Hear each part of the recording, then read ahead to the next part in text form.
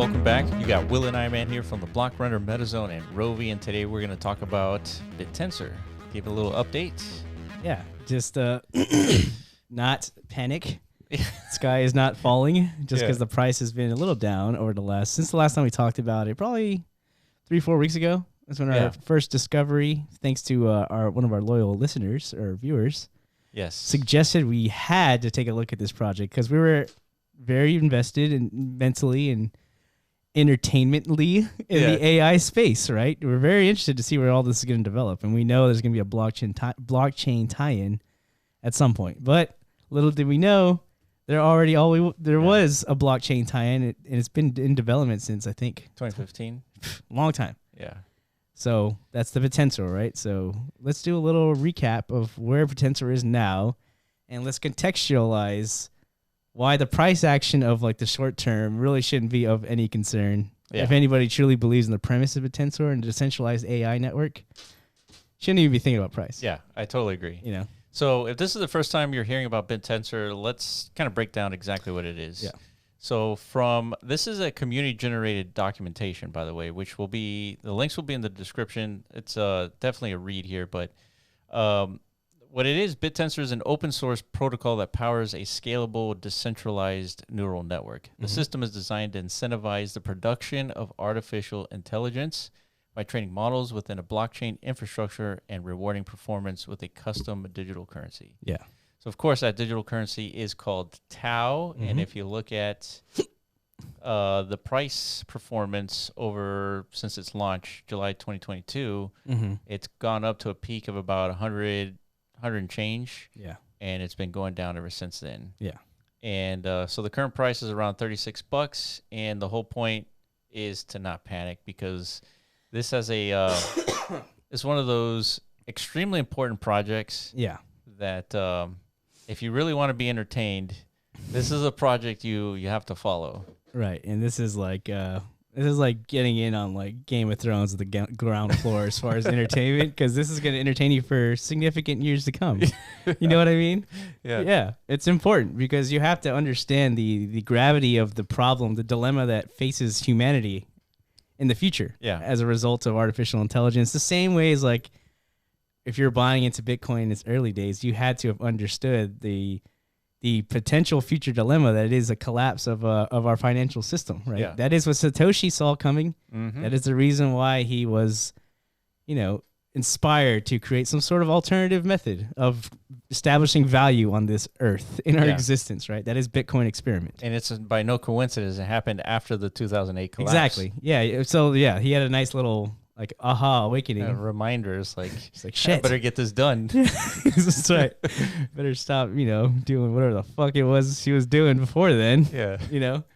But anyways, if you could buy into that and you understand AI and the potential downside risks of centralization, like, taking it over, potentially getting in the hands of governments, what that can look like for the future of humanity, then a decentralized counterpart has to exist. Yes. And obviously this is a long-term thing. Yes. Right? This is a problem of all problems type of situation. Yeah, and the reason why I'm showing kind of Bitcoin's chart here is because Bitcoin, whenever you accumulate Bitcoin, is for the long term, right? Yeah. Typically, this is not a coin that you day trade. I mean, you can, but it's not, we never advise anybody to day trade just because it's so difficult. Yeah.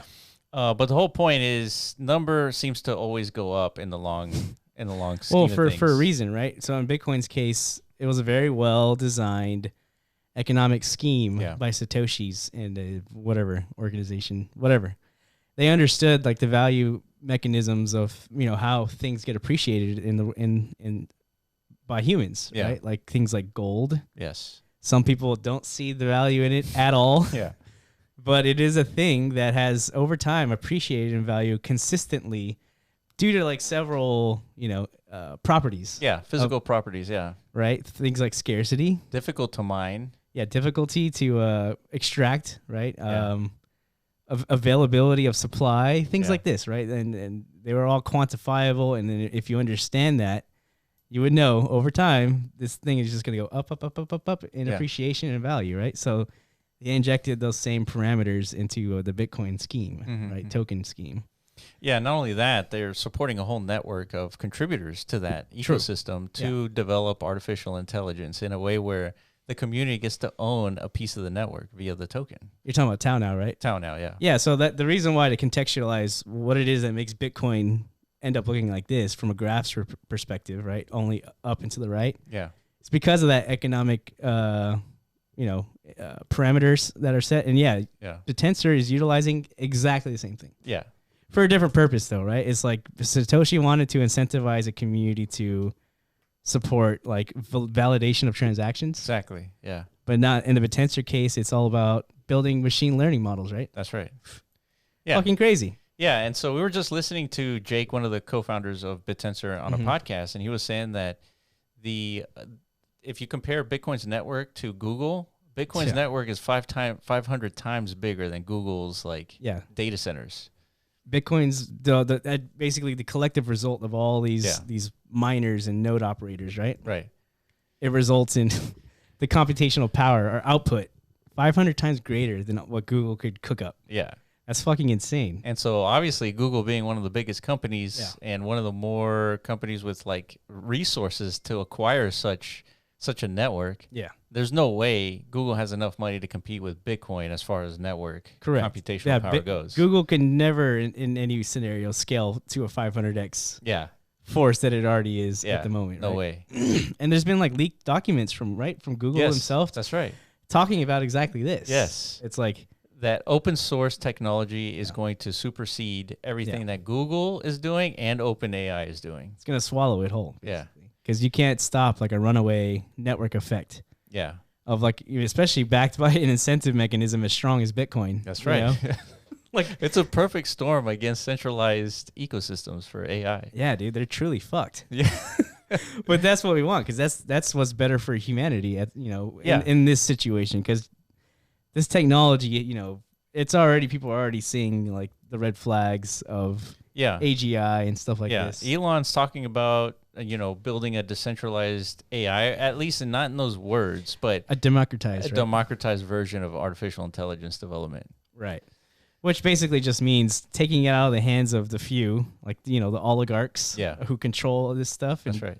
And putting it into the control into the hands of the people, right? Because it's that important. It's as important as, government. Mm-hmm. Yeah. Right? If you let government go centralized and corrupt, and then they have complete control and authority over all beings on Earth. Yeah, we have examples for that. Exactly.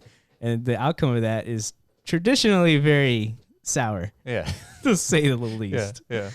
So in AI's case, it's equally, or if not a greater dilemma, right? So obviously it's going to be a big, long, lengthy road to get anywhere close to that. DAOs have to actually like become viable. Yeah.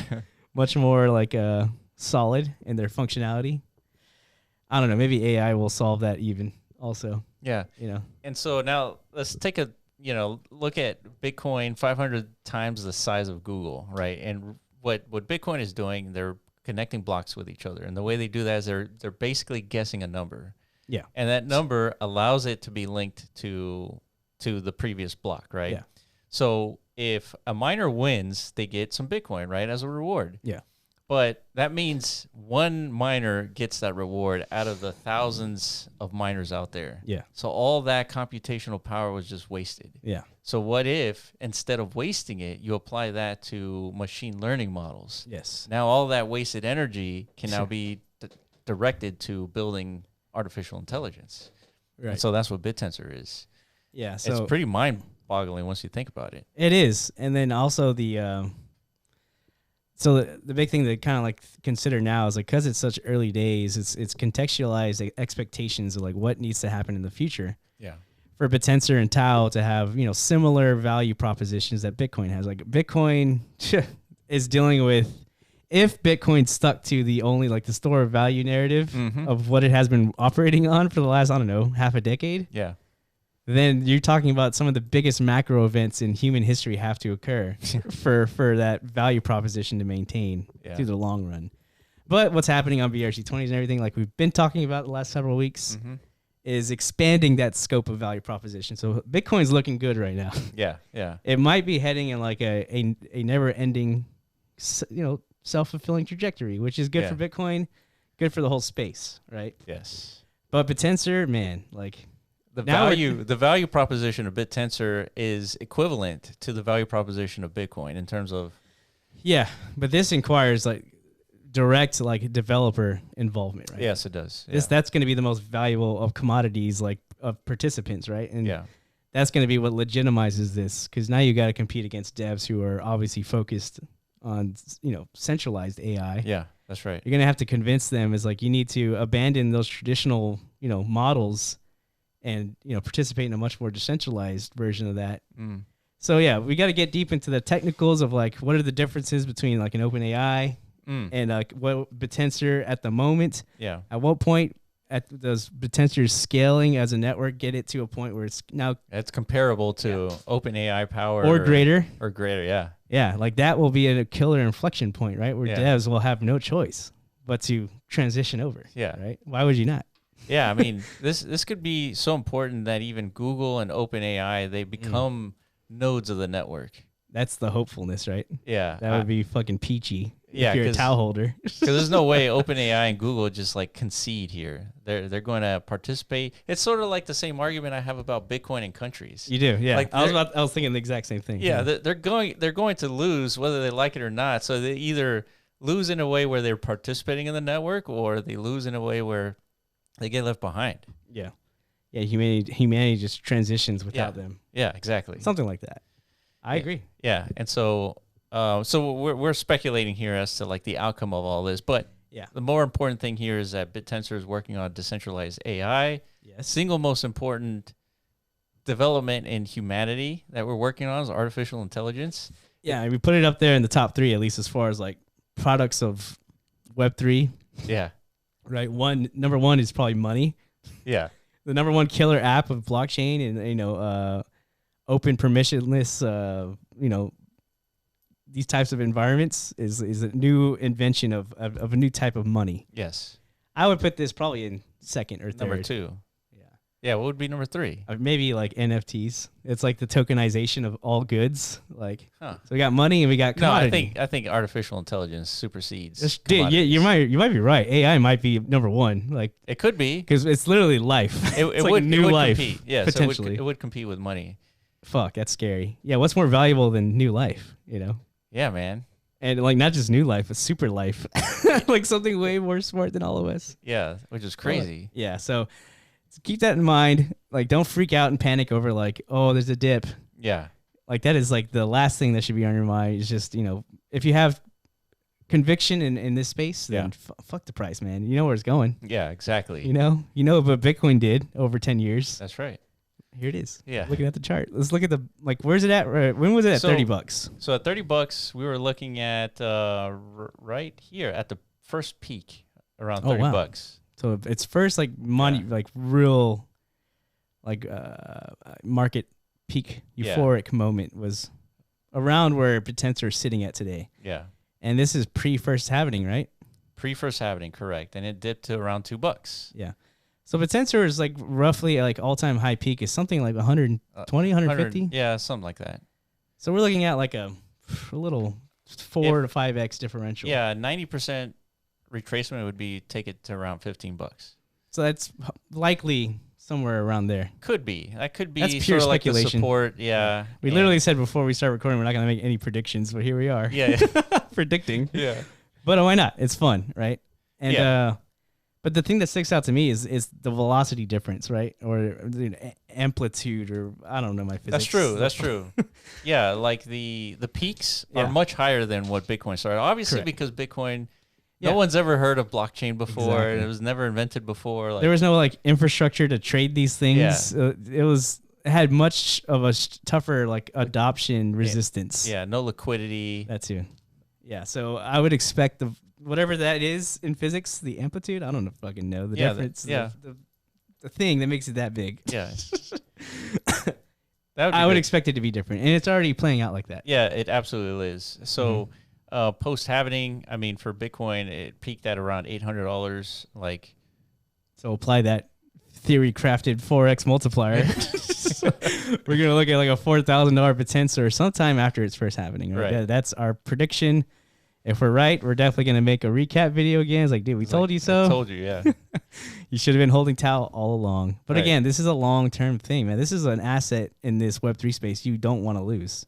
Yeah, everybody's Just like talking about Bitcoin. Bittensor, but they don't even know that they're talking about it. Exactly. They know that it's needed. They don't know Even it exists. Elon Musk, he's out Yes. there like praying to the gods. It's like, Yeah. somebody please do Yeah. this. And he doesn't even know it's happening. Yes. I don't know when he's going to find out. Oh, he will. Man, yeah. Well, that's going to be a... If you're in these markets, you're always looking for catalyst moments, right? That's definitely one. He's going to tweet out just like TAO. Yeah, Tao, like a fucking monk. Yeah, it's like just that's it. It's like a Taoism. Yeah. The way I could totally see that coming. Yeah, definitely. But yeah, on top of that, we're interviewing Jake today. Yes. If Soon. you're watching this, we're interviewing him today. correct, and that will probably be posted by the end of the week. So keep Yep. your eyes, unless they tell us otherwise. We'll see. Yeah. Most likely be posted at the end of the week. Yeah. So yeah, look for it on Saturday. Well, I have a tweet out asking the community to contribute some questions, and so we Yes. had a ton of contributions. There was like 30 questions on there. Yeah, we have obviously questions of our own. Yeah. I mean, as far as like what to expect from this conversation, I mean, obviously we very much appreciate what it is this organization is doing and Yeah. working on from like a core, like fundamentals perspective, like this is as big as it gets. But, and then of course we want to understand more about the technicals of like how everything is like, like And- how the checks and balances and making sure like intelligence is recognized, like quality of intelligence. Yeah, Stuff like that. in order to recognize the value of Bittensor, you have to understand like the complications of training AI. Which is obviously a very niche super understanding. niche. We are definitely not qualified. We are not AI devs in any way, Yeah, but we are AI fanboys without a doubt, right? yeah, I mean, we have a little bit of AI implementation in some of our projects, yep, but yeah, to that deep of an understanding, that's the purpose of getting Jake on this yes. channel so that he can kind of like open our third eyes a little bit to this Yeah. stuff. Our third AI, like Whatever you want to call it. Dude. understanding. Yeah. Yeah, man. So we're looking forward to that big time. This is exciting.